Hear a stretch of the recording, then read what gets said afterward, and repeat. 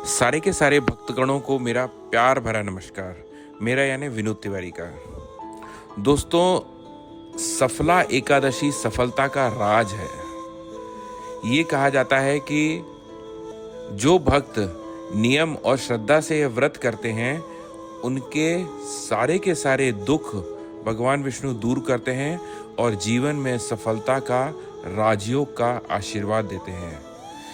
शास्त्रों के अनुसार इस व्रत में राजा महिष्मान के पुत्र लुम्पक की कथा का श्रवण आवश्यक माना जाता है। मान्यता है कि सफला एकादशी पर इस कथा के बिना व्रत अधूरा समझा जाता है। आइए समझते हैं सफला एकादशी की व्रत कथा। प्राचीन काल में चंपावती नाम की एक नगरी थी। इस नगरी पर राजा महिष्मान का शासन था। उनके 4 पुत्र थे। सबसे बड़ा पुत्र लुम्पक अत्यंत क्रूर और पापी स्वभाव का था। लुम्पक बुरे कर्मों में लिप्त रहता था और पिता का धन व्यर्थ करता था। सज्जनों, ब्राह्मणों और भक्तों की निंदा करता था क्योंकि यह उसे अच्छा लगता था। उसके कुकर्मों से पूरी की पूरी प्रजा दुखी थी, लेकिन युवराज होने के कारण कोई विरोध भी नहीं कर पाता था। एक दिन राजा को उसके पापों का पता चल ही गया। राजा ने क्रोधित होकर लुम्पक को राज्य से ही निकाल दिया। राज्य से बाहर जाने के बाद वह दिन में जंगल में रहता था और रात में चोरी और हिंसा के लिए नगर में प्रवेश करता था। वन में वह निर्दोष पशु पक्षियों का शिकार करता था। कई बार पकड़े जाने पर भी पहरेदार उसे छोड़ देते थे। जिस जंगल में लुम्पक रहता था वह भगवान को प्रिय था। वहां एक पुराना पीपल का वृक्ष भी था। लोग उसे देवताओं का क्रीड़ा स्थल मानते थे। पौष मास के कृष्ण पक्ष की दशमी को लुम्पक ठंड से बेहोश हो गया।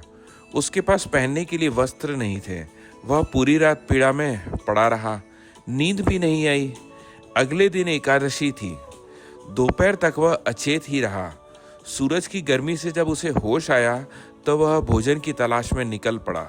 उस दिन वह शिकार नहीं कर सका।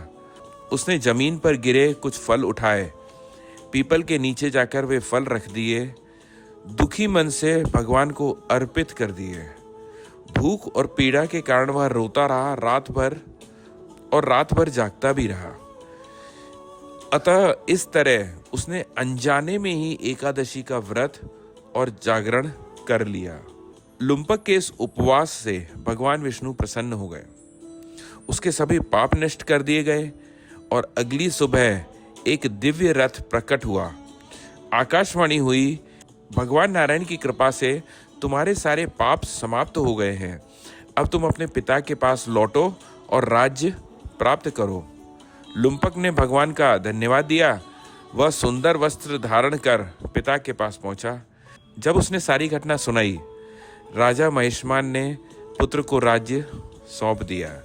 स्वयं वन जाकर भगवान की भक्ति में लीन हो गए और अंत में उन्हें मोक्ष मिला। भगवान श्री कृष्ण ने कहा है, जो भक्त श्रद्धा से सफलता एकादशी का व्रत करता है उसके सभी पाप नष्ट हो जाते हैं।